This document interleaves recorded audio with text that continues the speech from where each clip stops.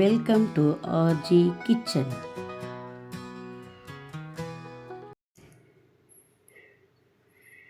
இன்றைக்கி ஆர்ஜி கிச்சனில் கருப்பு கவுனி அரிசியில் ஒரு கஞ்சி பார்க்க போகிறோம். அதுக்கு தேவையான பொருட்கள்: கருப்பு கவுனி அரிசி நேற்று சாயந்தரமே ஊற வச்சிட்டேன். ஒரு 8-10 மணி நேரம் ஊறினா தான் அரிசி வேகும். பூண்டு, வெந்தயம், பாசிப்பருப்பு, தேங்காய், தேவையான அளவு உப்பு. இதை இப்போ எப்படி செய்யலான்னு பார்க்கலாம். அரிசியை ஊற வச்சுருந்த தண்ணியெல்லாம் நல்லா வடித்து கொண்டு வந்துட்டேன். இந்த அரிசியை இப்போ ஒரு பாத்திரத்துக்கு மாற்றிடலாம்.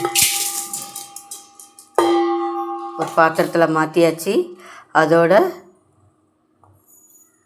பூண்டு சேர்த்துக்கலாம்.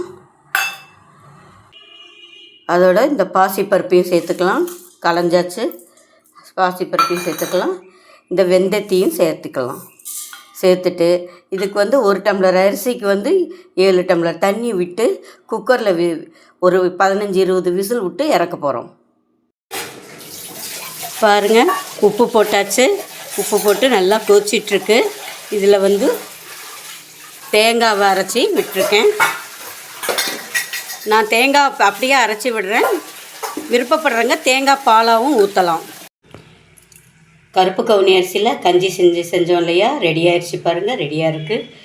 இதில் தேங்காய், பாசிப்பருப்பு, பூண்டு, வெந்தயம் எல்லாம் சேர்ந்து செஞ்சுருக்கறதுனால ரொம்ப யம்மியாக இருக்கும். வயிற்றுக்கு ரொம்ப நல்லது, குளிர்ச்சி தரும். வாய்ப்புன்னு இருக்கிறவங்களுக்கும் ரொம்ப நல்லது தேங்காய் சேர்த்துருக்கறதுனால. அப்புறம் சுண்டக்காய் சட்னியோடு செஞ்சு சாப்பிடும்போது ரொம்ப டேஸ்ட்டாக இருக்கும். எல்லோரும் செஞ்சு சாப்பிட்டு பாருங்கள். லைக் பண்ணுங்கள், ஷேர் பண்ணுங்கள், கமெண்ட் பண்ணுங்கள், சப்ஸ்கிரைப் பண்ணுங்கள். அனைவருக்கும் நன்றி.